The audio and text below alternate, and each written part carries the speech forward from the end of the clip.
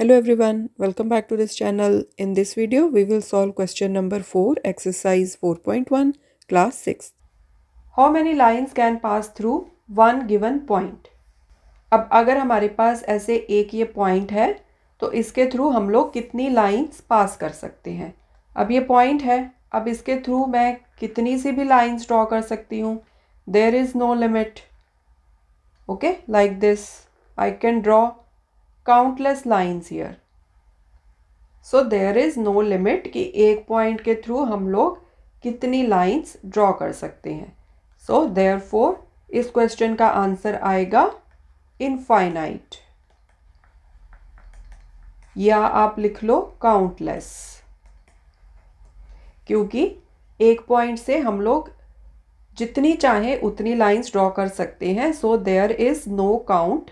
सो या तो आप इसको आंसर में लिख लो कि we can draw infinite number of lines through a point, या फिर आप लिख लो काउंटलेस। ओके, नेक्स्ट है टू गिवन पॉइंट्स। अब अगर हमारे पास 2 पॉइंट्स हैं तो उसके थ्रू हम लोग कितनी लाइंस ड्रॉ कर सकते हैं। सो ये ले लो, आपके पास 2 पॉइंट्स है।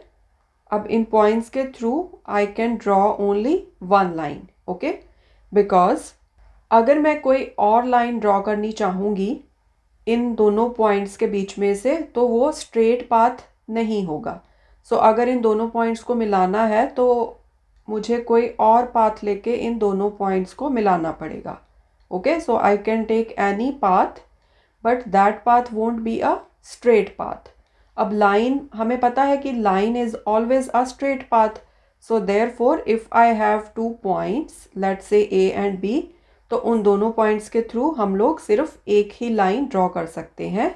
सो इस क्वेश्चन का आंसर है 1 line. Only 1 line can be drawn through 2 given points. So this is how you can answer this question. Thanks for watching this video. I'll see you next time. Take care. Bye.